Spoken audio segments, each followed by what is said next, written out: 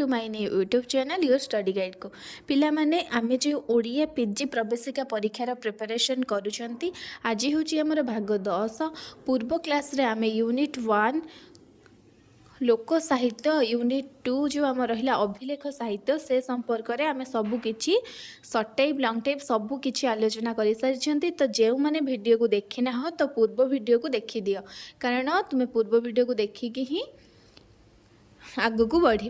तो मु चैनल जो मैंने नुआ अछ तो से मु कहूँ पूर्व वीडियो पूर्व क्लास गुड़ी मोर देख तो नेक्स्ट क्लास तुम्हें कर तापर चैनल को जल्दी जल्दी सब्सक्राइब करी बेल आइकन बजाई दियो। आमे विशेष किसी कथा न होई आज आमर जो यूनिट 3 आमे चर्या साहित्य संपर्क में आलोचना करिबा। धर्म और आध्यात्मिकता को भित्ति करी भारत में प्राय सकल प्रांतीय साहित्यर उन्मेष और विकास घटी। तेणु आध्यात्मिक चेतना और धर्मप्राणता प्राचीन ओडिया साहित्य स्रोत को परिपुष्ट करने संगे संगे नियंत्रित मध्य करिथिबा लक्ष्य करा जाए। धर्म जोगु सबुकिछि सृष्टि होइछि। प्राक सारला जुगरे जो लिखित साहित्य आम दृष्टि को आसी लिखित साहित्य अर्थात आमर चर्या साहित्य ताहा हेउछि ख्रीष्टीय सप्तम शताब्दी द्वादश शताब्दी मध्य रचित बौद्ध सहज साधक मानकर चर्या साहित्य बा सिद्ध साहित्य। आमर जो चर्या साहित्य कहले साधारणतः आमे कौन बुझंती ना बौद्ध सहज सिद्ध मानकर द्वारा रचित चर्या साहित्य माने एई माने बौद्ध सिद्धाचार्य आमे माने पूर्वर +3 रे पढ़ीचे सी आमर किए लुईपा सबरीपा सरपा एमाने होउचंती गोटे गोटे सिद्धाचार्य एमानंक रचित साहित्य को आमे चर्या साहित्य नाम रे कौन अभिहित करिथाउ। ताहले चर्या साहित्य कौन आमे बुझी पारले संपूर्ण भाव में। ये जो चर्या साहित्यटा केबे सृष्टि होइतिला सप्तम शताब्दी द्वादश शताब्दी मध्य चर्या साहित्य सृष्टि होइतिला। तापर आमे किछि नोट्स अच्छी चर्या साहित्य कौन आमे बुझीगले तापर चर्या साहित्य संपर्क में किछि गोटे इम्पोर्टेंट्स नोट अच्छी आमे से गुडी को आबे लेखिबा। ओडिया भाषा पूर्व मागधी अप्रभंश भाषारू विकास लाभ करिछि। मोस्ट इम्पोर्टेंट क्वेश्चन ओडिया भाषा पूर्व मागधी अप्रभंश भाषारू विकास लाभ करिछि। चर्या गीति कहले चर्या गीति और दोहा को बुझाए। चर्या गीति कहले आमर चर्या गीति और दोहा को बुझाए। चलित शताब्दीर 1907 ख्रीष्टाब्दे बंगलार सुनामधन्य पंडित महामहोपाध्याय हरप्रसाद शास्त्री नेपाल दरबार पोथीशालारू लोकलोचन को आसी नथिबा केतेक पोथी पाइथिले। आमर जो चर्या गीतिका आरंभ है माने हरप्रसाद शास्त्री से आमर सुनामधन्य पंडित महापाध्याय हरप्रसाद शास्त्री सी प्रथम आमर चर्या गीति जो पोथीटा सी ही प्रथमे पाइथिले केते मसिया 1907 मसीह से पाइथिले। एई क्वेश्चनटा मैक्सिमम क्वेश्चन ही आसे केबे से पाइथिले केबे से निज संपादन रे कोन करथिले बौद्ध गान और दोहारे नाम रे प्रकाश करे दीटा जाक बहुत इंपोर्टेंट क्वेश्चन। सी कौन करते ना 1907 ख्रीष्टाब्दे बंगलार सुनामधन्य पंडित महापाध्याय हरप्रसाद शास्त्री नेपाल दरबार पोथीशालारू लोकलोचन को आसी नथिबा केतेक पोथी पाइथिले। सेथि मध्यरे कौन कौन थिला सेथि मध्यरे थिला 50टी गीतर समाहार गोटे थिला चर्या विनिश्चय सरहपादଙ୍କ दोहाकस कान्हपादଙ୍କ दोहाकस आउ डाकार्णव से जो 50टी गीति पाइथिले ता देहरे थिला हमर चर्या विनिश्चय सरहपादଙ୍କ दोहाकस कान्हपादଙ୍କ दोहाकस डाकार्णव ये सब +3 रे थिला किंतु सीपीटी में आमे जेतु पूरा माने सब किछि हमकु पढिबा को पड़छि डिटेल्स रे आमे सब किछि जानिबा। तापर असला से कौन करे ना जो पोथीटा पाइले से निज संपादन 1916 ख्रीष्टाब्दे सेगुड़ी को से निज संपादन बौद्ध गान और दोहा नाम प्रकाश कले। से जो पोथीटी पाइले से निज संपादन 1916 ख्रीष्टाब्दे बौद्ध गान और दोहा नाम प्रकाश कले। Very very important question. तापर आसला 1929 ख्रीष्टाब्दे डॉक्टर प्रबोध चंद्र बागची निजर नेपाल रहणी काल में 2 खंड दोहाकस आविष्कार करथिले। आमर जो प्रबोध चंद्र बागची सी भी गोटे कौन सिद्ध से कौन कले ना 1929 ख्रीष्टाब्दे नेपाल रहणी काल में 2 खंड दोहाकस आविष्कार करथिले। खंडीए पंडित हेमराज शर्मा संगृहीत पुस्तकागार आउ गोटे हूँ नेपाल दरबार पाठगार। प्रथम आविष्कृत ग्रंथरे तिलपादଙ୍କ दोहाकस और सरपादଙ୍କ दोहाकस रही जहाँ 1933 ख्रीष्टाब्दे कलिकता विश्वविद्यालय जर्नल्स ऑफ लेटर्स रे और पर 1938 ख्रीष्टाब्दे कलिकता संस्कृत सीरीज रे दोहाकस रे प्रकाशित होइतिला। ଏଗୁଡିକ ଆମର ବେଶୀ ଇମ୍ପୋର୍ଟାଣ୍ଟ ନୁହେଁ, କିନ୍ତୁ ତୁମମାନେ ଟିକେ ଟିକେ ମନେ ରଖିଥାଉ, କିନ୍ତୁ ନେଟ୍ ଲେବୁଲ୍ ପାଇଁ ଏସବୁ ଦରକାର। ବହୁ ବର୍ଷ ପୂର୍ବେ ମହାପଣ୍ଡିତ ରାହୁଳ ସଂସ୍କୃତାୟନ ସରହପାକୃତ ଦୋହାକୋଷ ପୋଥିର ସନ୍ଧାନ ପାଇଥିଲେ ତିବ୍ବତର ଶାକ୍ୟ ବିହାରରେ। ବହୁ ବର୍ଷ ରାହୁଳ ସଂସ୍କୃତାୟନ ଆମର ଯେଉଁ ମହାପଣ୍ଡିତ ଗୋଟେ, ସେ କ'ଣ କଲେ ନା ସରହପାକୃତ ଦୋହାକୋଷ ପୋଥିର ସନ୍ଧାନ ପାଇଥିଲେ ଶାକ୍ୟ ବିହାରରେ। ସେଥିରେ ସେ ପର୍ଯ୍ୟନ୍ତ ଆବିଷ୍କୃତ ସରହଙ୍କ ସମସ୍ତ ଦୋହାକୋଷ ଠାରୁ ଅଧିକ ପଦ ଥିଲା। ସରହପାତ ଯେତିକି ଗୀତ ରଚନା କରିଥିଲେ, ଯେତିକି ପଦ ସେ ରଚନା କରିଥିଲେ, ସେଇ ଯେଉଁ ଆମର ରାହୁଳ ସଂସ୍କୃତାୟନ ଯେଉଁ ଶାକ୍ୟ ବିହାରରୁ କ'ଣ କଲେ, ଯେଉଁ ପୋଥିଟିର ସନ୍ଧାନ ପାଇଲେ ସରହପାତଙ୍କର, ସେଇଠି କ'ଣ କଲେ ନା ସେ ଯେତିକି ଆବିଷ୍କୃତ କରିଥିଲେ ସମସ୍ତ ଦୋହାକୋଷ ଠାରୁ ସେଇ ଯେଉଁ ପୋଥିରେ ଅଧିକ ପଦ ଥିଲା। 1957 ଖ୍ରୀଷ୍ଟାବ୍ଦରେ ପ୍ରକାଶିତ ହୋଇଥିଲା ପାଟନା ସ୍ଥିତ ବିହାରର ରାଷ୍ଟ୍ରଭାଷା ପରିଷଦ ଦ୍ୱାରା। ସେଥିରେ ସେ କ'ଣ କରିଥିଲେ ନା ସରହଙ୍କ ବିଷୟରେ ତିବ୍ବତୀୟ ସୂତ୍ରରୁ ମିଳିଥିବା ସମସ୍ତ ବିବରଣୀ ସହିତ 1957 ଖ୍ରୀଷ୍ଟାବ୍ଦରେ ପ୍ରକାଶିତ ହୋଇଥିଲା ପାଟନା ସ୍ଥିତ ବିହାର ରାଷ୍ଟ୍ରଭାଷା ପରିଷଦ ଦ୍ୱାରା। ଏଇଗୁଡ଼ା ବହୁତ ଭିତରୁ କ୍ୱେଶ୍ଚନ୍, ତୁମେ ଏତେ ଗୁଡ଼ିଏ କିଛି ମନେ ରଖନି। ତୁମେମାନେ କେଉଁଠୁ ବିକାଶ ଲାଭ କରିଥିଲା, ମାନେ କେତେ ଖ୍ରୀଷ୍ଟାବ୍ଦରେ ପୋଥି ପାଇଥିଲେ, ଏସବୁ ବିଶେଷ କରି ଯେଉଁଗୁଡ଼ିକ ଇମ୍ପୋର୍ଟାଣ୍ଟ କହିଛି ତୁମେମାନେ ମନେ ରଖ। ତାପରେ ଯେଉଁଟା କ୍ୱେଶ୍ଚିନ୍ ଆସିଲା ଆମର, ମହାମହୋପାଧ୍ୟାୟ ହରପ୍ରସାଦ ଶାସ୍ତ୍ରୀଙ୍କ ଆବିଷ୍କୃତ ଚର୍ଯ୍ୟାଗୀତି କୋଷର ପୁଷ୍ପିକା ସହିତ 3.5 ଗୋଟି ଗୀତି, ଚର୍ଯ୍ୟା ସଂଖ୍ୟା 24, 25, 48 ଓ 23ର କିଛି ଅଂଶ।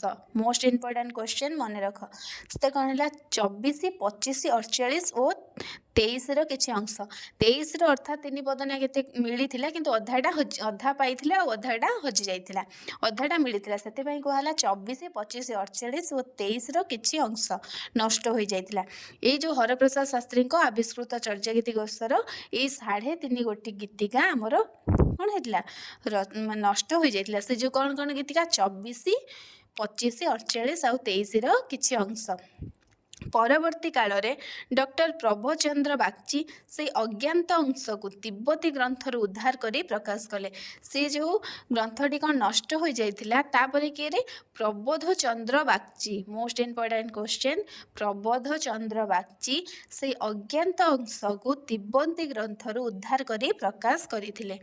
ଅନେକ ଚର୍ଯ୍ୟାଗୀତି ଲୋକଲୋଚନକୁ ଆସି ନଥିଲେ ମଧ୍ୟ ସେଗୁଡ଼ିକ ଉପରେ ପ୍ରସ୍ତୁତ ଟୀକାଗୁଡ଼ିକର ଉଲ୍ଲେଖ ଅଛି ଫରାସୀ ବିଦ୍ୱାନ ପି କୋଡ଼ିୟର କୃତ ତେଙ୍ଗୁର ତାଲିକାରେ। ଆମର ଯେଉଁ ପି କୋଡ଼ିୟର ଅଛନ୍ତି, ତାଙ୍କର ତେଙ୍ଗୁର ତାଲିକାରେ ଯେଉଁ ଚର୍ଯ୍ୟାଗୀତି ଗୁଡ଼ିକ ଲୋକଲୋଚନକୁ ଏଯାଏଁ ଆସିନି, ସେଇଥିରେ ଉଲ୍ଲେଖ ଅଛି। ନେପାଳରେ ଚର୍ଯ୍ୟାଗୀତି ନାମରେ ପ୍ରଚଳିତ। ନେପାଳରେ ଆମର ଚର୍ଯ୍ୟାଗୀତି ନାମରେ କ'ଣ ପ୍ରଚଳିତ ହୋଇଥାଏ। ଚର୍ଯ୍ୟାଚର୍ଯ୍ୟ ବିନିଶ୍ଚୟ ସହିତ ଏକ ସଂସ୍କୃତ ଟୀକା ସମ୍ପୃକ୍ତ ଥିବାର ଦେଖାଯାଏ। ଆମର ଯେଉଁ ଚର୍ଯ୍ୟାଚର୍ଯ୍ୟ ବିନିଶ୍ଚୟ ଅଛି, ସେଥିରେ ଗୋଟେ ଟୀକା ଥିବାର, ମାନେ ସମ୍ପୃକ୍ତ ଥିବାର ଜଣାଯାଇଥାଏ। ସେଇ ଯେଉଁ ଟୀକାକାର, ମାନେ ମାତ୍ର ଏହି ସଂସ୍କୃତ ଟୀକାକାର କିଏ, ତାହା ନଷ୍ଟଭ୍ରଷ୍ଟ ହୋଇଥିବା ପୋଥିରୁ ପ୍ରଥମେ ଏସବୁ ଯେଉଁ ପୋଥି ଥିଲା ସବୁଗୁଡ଼ିକ କ'ଣ ହେଇଥିଲା ନା ନଷ୍ଟ ହୋଇଯାଇଥିଲା। ସେଥିପାଇଁ କିଏ ପ୍ରଥମେ ସେଟା ଆମେ ଜାଣିପାରିଲି ନଥିଲେ।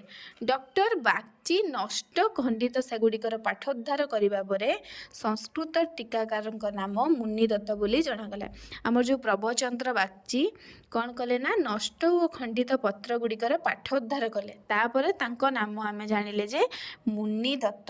କିଏରେ, ଯେଉଁ ଟୀକାକାରଙ୍କ ନାମ କିଏ, ମୁନିଦତ୍ତ। ମୋଷ୍ଟ ଇମ୍ପୋର୍ଟାଣ୍ଟ କ୍ୱେଶ୍ଚନ୍, ମୁନିଦତ୍ତ ସମ୍ଭବତଃ 1300 ଶତାବ୍ଦୀରେ ଜୀବିତ ଥିଲେ। କେତେ ଶତାବ୍ଦୀ, 1300 ଶତାବ୍ଦୀ। ମୁନିଦତ୍ତଙ୍କ ଲେଖାଙ୍କୁ ପଣ୍ଡିତମାନେ ଏହି ଟୀକାରେ ନାମ ନିର୍ମଳଗିରା ଟୀକା ବୋଲି କହିଥିଲେ। Very very important question. ଯେଉଁ ଟୀକାଟା ଆମର ରଚିତ ହୋଇଥିଲା ମୁନିଦତ୍ତଙ୍କ ଦ୍ୱାରା, ସେଟା ହେଲା କେଉଁ ଟୀକା, ନିର୍ମଳଗିରା ଟୀକା। ଚର୍ଯ୍ୟାର ଅର୍ଥ ଆଚାର ବା ଆଚରଣ। ଚର୍ଯ୍ୟାର ଅର୍ଥ କେତେ ମାନେ ବିଭିନ୍ନ ପ୍ରକାର ଆଡ଼େ ବିଭିନ୍ନ ପ୍ରକାର ଦେଇଛି। କେତେବେଳେ ଆଚରଣ, କେତେବେଳେ ଅଧ୍ୟୟନ ବା ସମୀକ୍ଷା, ଏହିପରି ଭାବରେ ଚର୍ଯ୍ୟାର ଭିନ୍ନ ଭିନ୍ନ ଅର୍ଥ ପରିପ୍ରକାଶ ହୋଇଛି। ପାରିଭାଷିକ ଅର୍ଥରେ ମଧ୍ୟ ଚର୍ଯ୍ୟାରେ ପ୍ରତିଶବ୍ଦ ଆଚରଣ, ମାତ୍ର ଏଇଟା ସାଧାରଣ ଆଚରଣ ନୁହେଁ। ଆମେ ଯେଉଁମାନେ ବ୍ୟବହାର କରୁଛନ୍ତି, ଆମେ ନିଜେ ଯେଉଁ ଭଳିଆ ମାନେ ନିଜ ସହିତ ବ୍ୟବହାର କରୁଛନ୍ତି, ଆଚରଣ ଯେଉଁ କହୁଛନ୍ତି, ଅନ୍ୟକୁ ଆମେ ଯେଉଁ ବ୍ୟବହାର ପ୍ରଦର୍ଶିତ କରୁଛନ୍ତି, ସେଟା ନୁହେଁ। ସେଟା ହେଉଛି ଯୋଗ ସାଧନା ପଦ୍ଧତିର ଆଚରଣ। କେଉଁଟାରେ, ଯୋଗ ସାଧନା ପଦ୍ଧତିର ଆଚରଣ। ଟୀକାରେ କାପାଳିକ ଶବ୍ଦର ପ୍ରତିଶବ୍ଦ ହିସାବରେ ଚର୍ଯ୍ୟାଧର ଶବ୍ଦକୁ ଆମର ଯେଉଁ ସରହପାଦଙ୍କ ଦୋହାକୋଷ ସହିତ ଆଉ ଗୋଟେ ଟୀକା ମଧ୍ୟ ସମ୍ପୃକ୍ତ ହୋଇକି ଅଛି, ସେଇଟା ହେଉଛି ଆଚାର୍ଯ୍ୟ ପାଦ୍ୟ ଦୋହାକୋଷ ମେଳକ ଟୀକା। ଏଇଟା ତୁମର ଏତେ ଇମ୍ପୋର୍ଟାଣ୍ଟ ଆସିବନି, ଟିକେ ମନେ ରଖିଥାଅ। ସରହପାଦଙ୍କ ଏଇ ଯେଉଁ ନିର୍ମଳଗିରା ତ ଆମର ମୁନିଦତ୍ତଙ୍କ ଟୀକାଙ୍କ ନାଁ ଜାଣିଲେ, କିନ୍ତୁ ସରହପାଦଙ୍କ ଦୋହାକୋଷ ସହିତ ଗୋଟେ ଟୀକା ଆମର ଜଡ଼ିତ ହୋଇକି ରହିଛି, ସେଇଟା ହେଉଛି ଆଚାର୍ଯ୍ୟ ପାଦ୍ୟ ଦୋହାକୋଷ ମେଳକ ଟୀକା। ସଂସ୍କୃତ ଭାଷାରେ ରଚିତ ହୋଇଥିବାରୁ ଏହି ଟୀକା ଗୁଡ଼ିକୁ ଚର୍ଯା ସାହିତ୍ୟରେ ଉପଯୁକ୍ତ ଅନୁଶୀଳନ ଓ ଶୁଦ୍ଧ ପାଠ ନିର୍ଣ୍ଣୟ ନିମନ୍ତେ ପ୍ରଧାନ ସହାୟକ ହୋଇଥାନ୍ତି। ଏହି ସଂସ୍କୃତ ଟୀକାମାନେ ପ୍ରମାଣିତ କରନ୍ତି ଯେ ପ୍ରାନ୍ତୀୟ ଭାଷାରେ ଲିଖିତ ଏହି ଗୀତ ଗୁଡ଼ିକ ମଧ୍ୟ ତତ୍କାଳୀନ ସଂସ୍କୃତ ପଣ୍ଡିତମାନଙ୍କ ଦ୍ୱାରା ଆଦୃତ ହୋଇଥିଲା। ଏଇ ଯେଉଁ ଟୀକା ଗୁଡ଼ିକ ମୁଁ ସ୍ପଷ୍ଟ ପ୍ରମାଣିତ ହେଉଛି ଯେ ଏଇଟା ହେଉଛି ଆମର ପଣ୍ଡିତମାନଙ୍କ ଦ୍ୱାରା ଏଇଟା ଆବିଷ୍କୃତ ହେଉଥିଲା। ବୁଝିହେଲା, ଆମେ ଏତିକି ସମ୍ପର୍କରେ ଏବେ ବୁଝିପାରିଲେ। ତାପରେ ଆସିଲା ଟୀକାରେ କାପାଳିକ ଶବ୍ଦର ପ୍ରତିଶବ୍ଦ ହିସାବରେ ଚର୍ଯ୍ୟାଧର ଶବ୍ଦକୁ ଆମେ ବୁଝିଥାଉ। ଆମେ ଏଇ ଯେଉଁ ସଂସ୍କୃତ ଟୀକାରେ ଏଇ ଯେଉଁ ଅର୍ଥ ଅଛି ଆମର କ'ଣ ଅନେକତ୍ର ବ୍ୟବହୃତ ହୋଇଥିବାର ଦେଖାଯାଏ। ଏଠି ଯେଉଁ କାପାଳିକ ଶବ୍ଦ ଗୋଟେ ଅଛି ତାହାର ନାମ ଚର୍ଯ୍ୟାଧର ହିସାବରେ ଆମେ ମାନେ ବୁଝିଥାଉ। ଏଇ ଯେଉଁ ଟୀକାରେ ସମ୍ପୃକ୍ତ ହୋଇଥିବା କ'ଣ କାପାଳିକ ଶବ୍ଦର ପ୍ରତିଶବ୍ଦ ହିସାବରେ ଆମେ ଚର୍ଯ୍ୟାଧର ଶବ୍ଦକୁ ଗ୍ରହଣ କରିଥାଉ। ମନେ ରଖ, କାପାଳିକ ଶବ୍ଦ କ'ଣ? ଚର୍ଯ୍ୟାଧର। ଚର୍ଯ୍ୟାର ଅର୍ଥ ଅଧ୍ୟୟନ ବା ସମୀକ୍ଷା। ତନ୍ତ୍ରରେ ଶ୍ରେଣୀ ବିଭାଗର ନାମ ମଧ୍ୟ ଚର୍ଯ୍ୟା। ଏହିପରି ଭାବରେ ଚର୍ଯ୍ୟାର ବହୁତ ପରୀକ୍ଷା ନିରୀକ୍ଷା ହୋଇଅଛି। ତୁମେମାନେ ପର୍ଟିକୁଲାର ନେମ୍ସ, ମୁଁ ଯାହା ଯାହା ନୋଟ୍ସ ଦେଇଛି ସବୁଗୁଡ଼ିକ ଇମ୍ପୋର୍ଟାଣ୍ଟ, ତୁମେମାନେ ସବୁଗୁଡ଼ିକ ନୋଟ୍ସ ମନେ ରଖ। ଗଠନ ରୀତି ଦୃଷ୍ଟିରୁ ବିଚାର କଲେ ଜଣାଯାଏ 6 ଗୋଟି ଗୀତ ବିଶିଷ୍ଟ ଆଲୋଚ୍ୟ ସମସ୍ତ ଗୀତି 10 ପଦ। ଆମର ଯେଉଁ ଚର୍ଯ୍ୟାର ଯେଉଁ ଗଠନ ହୋଇଛି ଆଙ୍ଗିକ ଗଠନ ରୀତି ଦୃଷ୍ଟିରୁ ବିଚାର କଲାଗଲେ ଗୋଟେ ଥାଏ ଆଙ୍ଗିକ ଆଉ ଗୋଟେ ଆତ୍ମିକ। ଆଙ୍ଗିକ ଯେଉଁ ଗଠନ ରୀତି ଅଛି 6 ଗୋଟି ଗୀତ ବ୍ୟତୀତ ସମସ୍ତ ଚର୍ଯ୍ୟା ଗୀତି 10 ପଦ। ଆଉ ଯେତିକି ଆମର ଗୀତିକା ରହିଛି ସବୁ 10 ପାଦ ଯୁକ୍ତ, କିନ୍ତୁ ଯେଉଁ 6ଟି ଗୀତ ରହିଛି ସେଇଟା ହେଉଛି ଭେରି ଭେରି ଇମ୍ପୋର୍ଟାଣ୍ଟ। ଯେଉଁ 6ଟି ଗୀତ ରହିଛି ସେଇଟା ହେଉଛି ଆମର 10 ପାଦ ବିଶିଷ୍ଟ। ସେଇ ଯେଉଁ ଗୀତ ଗୁଡ଼ିକ 6ଟି ମାନେ ସବୁ କ'ଣ ହେଲେ ନା ଆଙ୍ଗିକ ଗଠନ ଦୃଷ୍ଟିରୁ ବିଚାର କଲେ 6 ଗୋଟି ଗୀତ ବିଶିଷ୍ଟ ଆଲୋଚ୍ୟ ସମସ୍ତ ସମସ୍ତ ଗୀତ 10 ପାଦ ବିଶିଷ୍ଟ, କିନ୍ତୁ 6ଟା ଗୀତ ଅଲଗା ଅଲଗା ପାଦ ବିଶିଷ୍ଟ। ସେଇ ଯେଉଁ 6ଟା ଗୀତ ଅଲଗା ପାଦ ବିଶିଷ୍ଟ ଆମେ ସେଇ ସବୁ ସମ୍ପର୍କରେ ଟିକେ ଆଲୋଚନା କରିବା। ତ ତୁମେମାନେ ସେଗୁଡ଼ିକୁ ମନେ ରଖ, ସେଗୁଡ଼ିକ ବହୁତ ଇମ୍ପୋର୍ଟାଣ୍ଟ, କାହିଁକିନା ଏଇଭଳିଆ ହିଁ କ୍ୱେଶ୍ଚିନ୍ ତୁମକୁ ଦେଇଥିବ ଯେ ଏଇଟା କେତେ ପାଦ ବିଶିଷ୍ଟ ଆଉ କ'ଣ କ'ଣ। ତୁମେ ନିର୍ଦ୍ୱନ୍ଦରେ ମନେ ରଖିପାରିବ ଯେ ଚର୍ଯ୍ୟା ଗୀତିକାରେ ଯେତେ ଗୁଡ଼ିଏ ଗୀତ ଅଛି ସବୁ ଗୀତ 10 ପାଦ ଯୁକ୍ତ ବିଶିଷ୍ଟ, କିନ୍ତୁ ଯେଉଁ 6ଟି ଗୀତ ଅଛି ସେଇଟା କ'ଣ ଅଲଗା। ସେଇଟା ହେଉଛି 10, 28, 50 ସେ ହେଉଛି କ'ଣ ଆମର 14 ପାଦ ବିଶିଷ୍ଟ। 10, 28, 50 ହେଉଛି 14 ପାଦ ବିଶିଷ୍ଟ। 21, 22 ହେଉଛି 12 ପାଦ ବିଶିଷ୍ଟ। ମନେ ରଖ, 10, 28, 50 14 ପାଦ ବିଶିଷ୍ଟ, 21 ଆଉ 22 12 ପାଦ ବିଶିଷ୍ଟ, 43 ହେଉଛି ଆମର 8 ପାଦ ବିଶିଷ୍ଟ। ସମସ୍ତ ଗୀତି 10 ପାଦ ବିଶିଷ୍ଟ, କିନ୍ତୁ ଏଇ ଯେଉଁ ଆମର ରହିଲା କେତେଟା 3, 2, 5, 6ଟା 10, 28, 50 14, 21, 22, 12, 43 ହେଉଛି 8 ପାଦ ବିଶିଷ୍ଟ। ଏଇଟା ତୁମେ ବସି ବସି ଟିକେ ମନେ ରଖ ହେଲା।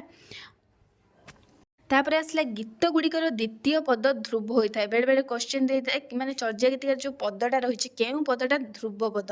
ସବୁବେଳେ ମନେ ରଖିଥିବ ଦ୍ୱିତୀୟ ପଦଟା ଆମର ଧ୍ରୁବ ପଦ ହୋଇଥାଏ। ପ୍ରତ୍ୟେକ ପଦ ଶେଷରେ ଏହାର ପୁନରାବୃତ୍ତି ହୋଇଥାଏ। ଏଇ ଯେଉଁ ଆମର ଧ୍ରୁବ ପଦ ରହିଛି ପ୍ରତ୍ୟେକ ଯେତେବେଳେ ପଦର ଶେଷ ପଦରେ ଏଇଟା ପୁଣି ଥରେ କ'ଣ ଆବୃତ୍ତି ହୋଇଥାଏ। ଆଉ ଯେଉଁ ଗୀତଟା ରହିଲା ଯେତିକି ସବୁ ଗୀତିକା ରହିଛନ୍ତି ଭଣିତା ସାଧାରଣତଃ ଗୀତର ଶେଷ ପଦ ରହିଥାଏ। ଯେତିକି ସବୁ ଆମର ଗୀତ ରହିଛି ଭଣିତା କ'ଣ ହୁଏ ନା ଭେରି ଭେରି ଇମ୍ପୋର୍ଟାଣ୍ଟ କ୍ୱେଶ୍ଚିନ୍, ଯାହା ତୁମକୁ ନୋଟ୍ସ ଦିଆହେଉଛି ସବୁଗୁଡ଼ିକ ମନେ ରଖ କିନ୍ତୁ ଭଲ ଭାବରେ ବୁଝ। ଆମର ଭଣିତା ଯେଉଁ ଗୀତ ଗୁଡ଼ିକରେ ରହିଛି ସବୁବେଳେ କ'ଣ ହୁଏ ନା ଶେଷ ପଦରେ ରହିଥାଏ। କେତୋଟିରେ ଦ୍ୱିତୀୟ ପଦ ରହିଥାଏ ମଧ୍ୟ ଦେଖିବାକୁ ମିଳିଥାଏ। ଯେଉଁ ଆମର ଭଣିତାଟା ଶେଷ ପଦ କେତେକାଂଶରେ ଦ୍ୱିତୀୟ ପଦରେ ମଧ୍ୟ ଦେଖିବାକୁ ମିଳିଥାଏ। କାହ୍ନୁବାଙ୍କ ସଂଖ୍ୟା 10 ଚର୍ଯ୍ୟାର ଦ୍ୱିତୀୟ ପଦଟି ଭଣିତା ଯୁକ୍ତ, ଶେଷଟି କ'ଣ ଭଣିତାହୀନ। ଆମର ଗୀତରେ ସବୁରେ ଆମେ କ'ଣ କରୁଛନ୍ତି ଶେଷ ପଦରେ ଗୀତ ରହିଥାଏ, କିନ୍ତୁ କାହ୍ନୁବାଙ୍କର ଯେଉଁ 10ମ ସଂଖ୍ୟକ ଚର୍ଯ୍ୟା ଗୀତିକା ସେଥିରେ କ'ଣରେ ଦ୍ୱିତୀୟ ପଦଟି ଭଣିତାଯୁକ୍ତ, ଶେଷଟି ହେଉଛି ଆମର ଭଣିତାହୀନ। ବୌଦ୍ଧଗାନ ଓ ଦୋହା ପୁସ୍ତକର ପଣ୍ଡିତ ହରପ୍ରସାଦ ଶାସ୍ତ୍ରୀ 50 ଗୋଟି ଗୀତ ବିଶିଷ୍ଟ ଗ୍ରନ୍ଥଟିର ନାମ ଚର୍ଯ୍ୟାଚର୍ଯ୍ୟା ବିନିଶ୍ଚୟ ବୋଲି କହିଛନ୍ତି। ତାପରେ ଆସିଲା ଆବିଷ୍କୃତ ପୋଥି ଆଉ ଗୀତର ନାମ। ଏଇ ଯେଉଁ ଚର୍ଯ୍ୟା ଗୀତି ଆମର ସୃଷ୍ଟି ହୋଇଛି, କେତେକ ପଣ୍ଡିତ ଏହି ନାମର ସପକ୍ଷ ଆଉ ବିପକ୍ଷ, କିଏ କହୁଛି ଏଇ ଗୀତଟା ଏଇଟା, କିଏ କହୁଛି ଆଶ୍ଚର୍ଯ୍ୟ, ଏହିପରି ଭାବରେ ବିଭିନ୍ନ ପ୍ରକାର ମତ ପୋଷଣ ହୋଇଛି। ସେହି ଦୃଷ୍ଟିକୋଣରୁ କେତେକ ଇମ୍ପୋର୍ଟାଣ୍ଟ ଜିନିଷ ଗୁଡ଼ାକ ଆମେ ଜାଣିବା। ଆମର ପ୍ରଥମେ ଆସିଲେ ବୌଦ୍ଧଗାନ ଓ ଦୋହା ପୁସ୍ତକରେ ପଣ୍ଡିତ ହରପ୍ରସାଦ ଶାସ୍ତ୍ରୀ 50ଟି ଯେଉଁ ଗୀତ ବିଶିଷ୍ଟ ଗ୍ରନ୍ଥର ନାମ ଚର୍ଯ୍ୟା ବିନିଶ୍ଚୟ କଲେ। ସେ କ'ଣ କଲେ ନା ଚର୍ଯ୍ୟା ବିନିଶ୍ଚୟ କଲେ। ତାପରେ କ'ଣ କଲେ, ତାଙ୍କ ମତକୁ ଡକ୍ଟର ପ୍ରଭଚନ୍ଦ୍ର ବାଗ୍ଚୀ ତିବ୍ବତୀ ଅନୁବାଦ ଟୀକା ଅନୁସାରେ, ମନେ ରଖ, ଗ୍ରନ୍ଥର ନାମ ଚର୍ଯ୍ୟା ବିନିଶ୍ଚୟ କଲେ। ସିଏ କଲେ ଆମର ଚର୍ଯ୍ୟା ଆମର କିଏ? ହରପ୍ରସାଦ ଶାସ୍ତ୍ରୀ। କିନ୍ତୁ ଚର୍ଯ୍ୟା ବିନିଶ୍ଚୟ ବୋଲି କିଏ କହିଲେ? ପ୍ରବୋଧଚନ୍ଦ୍ର ବାଗ୍ଚୀ। ମନେ ରଖ, ବିଧୁଶେଖର ଶାସ୍ତ୍ରୀ ପ୍ରକାଶ କରନ୍ତି ଯେ ଗ୍ରନ୍ଥଟିର ଶୁଦ୍ଧ ନାମ ହେଉଛି ଆଶ୍ଚର୍ଯ୍ୟ ଚର୍ଯ୍ୟାଜୟ। ଏଇଟା ଭେରି ଇମ୍ପୋର୍ଟାଣ୍ଟ, ବହୁତ ମନେ ରଖ। ଏହାକୁ କରୁଣାକର ଏହାକୁ ସମର୍ଥନ କରିଥାନ୍ତି। ମ୍ୟାକ୍ସିମମ୍ ଜାଗାରେ କ୍ୱେଶ୍ଚିନ୍ ଆସେ କରୁଣାକର ମାନେ ଯେଉଁ ଚର୍ଯ୍ୟା ଗୀତିକୁ କ'ଣ କହିଥାନ୍ତି, ସେଇଟା ହେଉଛି ଆଶ୍ଚର୍ଯ୍ୟ ଚର୍ଯ୍ୟାଚର୍ଯ୍ୟ। ବିଧୁଶେଖର ଶାସ୍ତ୍ରୀ ପ୍ରକାଶ କଲେ ଆଶ୍ଚର୍ଯ୍ୟ ଚର୍ଯ୍ୟାଚର୍ଯ୍ୟ। କରୁଣାକର ମଧ୍ୟ କ'ଣ କଲେ? ଆଶ୍ଚର୍ଯ୍ୟ ଚର୍ଯ୍ୟାଚୟକୁ କ'ଣ ସ୍ୱୀକାର କଲେ ବା ଗ୍ରହଣ କଲେ। ଆମର ପ୍ରଥମେ ଆସିଲେ ହରପ୍ରସାଦ ଶାସ୍ତ୍ରୀ, ସେ କହିଦେଲେ ଚର୍ଯ୍ୟା ବିନିଶ୍ଚୟ। ଆମର ଆସିଲେ କିଏ? ତାପରେ ପ୍ରବୋଧଚନ୍ଦ୍ର ବାଗ୍ଚୀ, ସେ କହିଲେ ଚର୍ଯ୍ୟା ବିନିଶ୍ଚୟ। ତାପରେ ଆସିଲେ ଆମର ବିଧୁଶେଖର ଶାସ୍ତ୍ରୀ ଆଶ୍ଚର୍ଯ୍ୟ ଚର୍ଯ୍ୟାଚୟ କହିଲେ। ଆମର କରୁଣାକର ମଧ୍ୟ ଏହାକୁ ସମର୍ଥନ କରନ୍ତି। ଡକ୍ଟର ମହମ୍ମଦ ଶହୀଦୁଲ୍ଲାଙ୍କ ଗ୍ରନ୍ଥ ବୁଦ୍ଧିଜିମ୍ ମାଇଷ୍ଟ୍ରିକ୍ ସଙ୍ଗ୍ରେ ହେଲା, ଡକ୍ଟର ମହମ୍ମଦ ଶହୀଦୁଲ୍ଲାଙ୍କ ଗ୍ରନ୍ଥ ବୁଦ୍ଧିଷ୍ଟ ମାଇଷ୍ଟ୍ରିକ୍ ସଙ୍ଗ୍ରେ ମଧ୍ୟ ଚର୍ଯ୍ୟା ସଂଗ୍ରହଟିର ମୂଳ ନାମ ଆଶ୍ଚର୍ଯ୍ୟ ଚର୍ଯ୍ୟାଜୟ ବୋଲି ଗୃହୀତ ହେଲା, ମନେ ରଖିଥାଅ। ଏହାକୁ ବିଶେଷ ବିରୋଧ କରନ୍ତି ମନୀନ୍ଦ୍ର ମୋହନ ବସୁ। ये जो बुद्धिस्टिक माइस्ट्रिक संग्रे जो अच्छी आश्चर्य चर्याजय यही नामकरण को विरोध करती मनीन्द्र मोहन बसु। तांको मतरे उपरोक्त श्लोक आश्चर्य शब्दटी ग्रंथ सहित आदौ संपृक्त नुहे, यह केवल चर्यार विशेषण रूप व्यवहृत। तेणु सी कौन करती ना यह विरोध करती। तापर आउ टिके जिबा फरासी पी क्रोडियर कृत तेंगुर ग्रंथावली जना जाए जे मुनिदत्तଙ୍କ रचित ग्रंथर नाम चर्यागीति क्रोशवृत्ति। Most important question. फरासी पंडित पी क्रोडियर कृत तेंगुर ग्रंथावली जना जाए जे मुनिदत्तଙ୍କ रचित ग्रंथर नाम चर्यागीति कोशवृत्ति। कृतिचंद्र चर्यागीति कोशवृत्तिर तिब्बती अनुवाद करथिले। आम जो चर्यागीति कोशवृत्ति कहार? मुनिदत्तଙ୍କର। ताहाकु कृतिचंद्र चर्यागीति कोशवृत्तिर तिब्बती अनुवाद करथिले। संस्कृत टीका को एही वृत्ति केवल निर्देश करे। केउ टीका को? संस्कृत टीका को एही वृत्ति केवल निर्देश करे। तेणु चर्या पोथीर नाम चर्यागीति कोश बोली ग्रहण करबा अधिक संगत। एही नाम अनुसरण रे डॉक्टर प्रभचंद्र बागची और शांतिभिक्षु शास्त्री सेमानक मिलित संपादन रे प्रकाशित चर्यागीति गुच्छर नाम करिसंती चर्यागीति कोश। मन रखथा शांतिभिक्षु शास्त्री आउ हमर प्रबोधचंद्र बागची ती जण मिसिकी कौन करछन ना चर्यागीति कोश बोली गोटे रचना करिसंती। तापरे आसिला हमर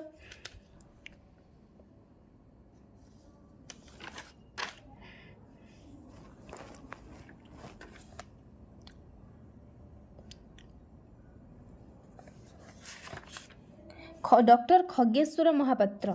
डॉक्टर खगेश्वर महापात्र से कौन कले ना निजर एक संपादीय ग्रंथर नाम रखिंट चर्या गीतिका। ए नामकरण यथार्थता प्रतिपादन करने श्री अनाथनाथ बस लुईपादर जो रचनाटी तिब्बती अनुवाद से पाई तार शीर्षक थिला तत्व स्वभाव दृष्टि गीतिका। कौन थिला? तत्व स्वभाव दृष्टि गीतिका। तापर एतिक आम जानले जे यही सब कौन केमी चर्या गीतिका सृष्टि केमी कि आ गोटे इंपोर्टेंट क्वेश्चन टे मन रख। महामहोपाध्याय हरप्रसाद शास्त्री मिथिलार राजा हरिसिंह देवଙ୍କ सभाकवि शेखराचार्य ज्योतिषीर रचित बन्ना रत्नाकर। मन रख मोस्ट इंपोर्टेंट। महामहोपाध्याय हरप्रसाद शास्त्री मिथिलार राजा हरिसिंह देवଙ୍କ सभाकवि शेखराचार्य ज्योतिषीर ବର୍ଣ୍ଣ ରତ୍ନାକର ପଥିରୁ ସିଦ୍ଧ ଯୁଗର ମାନେ 76 ଜଣ ସାଧକଙ୍କ ନାମ ସଂଗ୍ରହ କରିଛନ୍ତି। ଆମର ଯେଉଁ ହରପ୍ରସାଦ ଶାସ୍ତ୍ରୀ ଯେଉଁ ମିଥିଳାର ରାଜା ଥିଲେ ତାଙ୍କର କ'ଣ ସଭାକବି କିଏ? ଜ୍ୟୋତିଷୀରଙ୍କର ରଚିତ ବର୍ଣ୍ଣ ରତ୍ନାକର ଯେଉଁ ପଥିରୁ ସେ 76 ଜଣ ସାଧକଙ୍କ ନାମ ସଂଗ୍ରହ କରିଛନ୍ତି। ତାହା ବୌଦ୍ଧଗାନ ଓ ଦୋହା ପୁସ୍ତକ ଭୂମିକାରେ ଉଲ୍ଲେଖ କରିଛନ୍ତି। ଏଇଟା ଟିକେ ମନେ ରଖିଥାଅ। ଯେଉଁ ସିଦ୍ଧଙ୍କର ନାମ ତାଲିକାରେ ଗ୍ରୁଏନୱେଡେଲ ପ୍ରସ୍ତୁତ କରିଛନ୍ତି ସେଥିରୁ ଚାଟିଲି, ତାଡ଼କ ଓ ଧେଣ୍ଡଣ ପାଦଙ୍କ ବ୍ୟତୀତ ଅନ୍ୟ ସମସ୍ତଙ୍କ ନାମ ମିଳିଥାଏ। ତାହେଲେ କେଉଁ କେଉଁ ନାମ ମିଳିନଥାଏ? ଚାଟିଲି, ତାଡ଼କ ଓ ଧେଣ୍ଡଣ ପାଦକ ବ୍ୟତୀତ କ'ଣ ଆଉ ସମସ୍ତଙ୍କ ନାମ ମିଳିଥାଏ। ଏଇଟା ତୁମ ଭେରି ଭେରି ଇମ୍ପୋର୍ଟାଣ୍ଟ କ୍ୱେଶ୍ଚନ୍, ମନେ ରଖ। ଆଉ ଯେଉଁ ଆମର ଯେଉଁ ଚର୍ଯ୍ୟା ଗୀତିକା ଯେଉଁ ପା ବା ପାଦ ଶବ୍ଦର ସମ୍ମାନ, ଏଇ ଯେଉଁ ପା ଶବ୍ଦ ହେଉଛି ଗୋଟେ ସମ୍ମାନ ସୂଚକ ଶବ୍ଦକୁ ବୁଝେଇଥାଏ। ପ୍ରତ୍ୟେକ ସିଦ୍ଧଙ୍କ ନାମଙ୍କ ଶେଷରେ ପ୍ରଯୁକ୍ତ ପା ଶବ୍ଦ ବା ପାଦ ଶବ୍ଦରୁ ଅପ୍ରଭଂଶର ନିଷ୍ପନ୍ନ। ପା ବା ପାଦ ଶବ୍ଦ ସମ୍ମାନ ସୂଚକ। ସମ୍ମାନ ସୂଚକ ଅର୍ଥରେ ଆମେ ସମସ୍ତଙ୍କୁ ସରହ ପା, ଶବରୀ ପା, ଏଇ ଯେଉଁ ପା ଶବ୍ଦଟି ସେ ହେଉଛି କ'ଣ ରେ ସମ୍ମାନ ସୂଚକ ଶବ୍ଦ।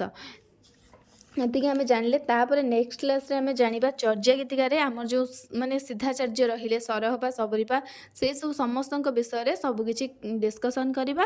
ଆଜିର ଭିଡ଼ିଓ ବହୁତ ଲଙ୍ଗ୍ ହେଇଗଲାଣି, ତେଣୁ ଏଇ ଭିଡ଼ିଓଟିକୁ ଏଇଠି ରଖିବା। ତ ଚ୍ୟାନେଲରେ ଯେଉଁମାନେ ଜଏନ୍ ଅଛ ତ ଭଲ କଥା, ଯେଉଁମାନେ ଜଏନ୍ ନାହଁ ତ ଜଲ୍ଦି ଜଲ୍ଦି ଜଏନ୍ ହେଇଯାଅ। ନେକ୍ସଟ କ୍ଲାସ୍ରେ ଆମେ ପଢ଼ିବା ଚର୍ଯ୍ୟା ଗୀତିର ଆମର ଯେଉଁ ମାନେ ସିଦ୍ଧାଚାର୍ଯ୍ୟ ରହିଲେ 50 ଗୋଟି ଗୀତିକା ଲେଖିଛନ୍ତି 23 ଜଣ ସିଦ୍ଧାଚାର୍ଯ୍ୟ, ତାଙ୍କ ସମ୍ପର୍କରେ ଯେତିକି ଆମ ପରୀକ୍ଷା ଇମ୍ପୋର୍ଟାଣ୍ଟ ମାନେ କ୍ୱେଶ୍ଚେନ୍, ପରୀକ୍ଷା ଉପଯୋଗୀ କ୍ୱେଶ୍ଚେନ୍ ଗୁଡ଼ିକୁ ମୁଁ ଆଲୋଚନା କରିବି। ରହିଲି, ଜୟ ଜଗନ୍ନାଥ।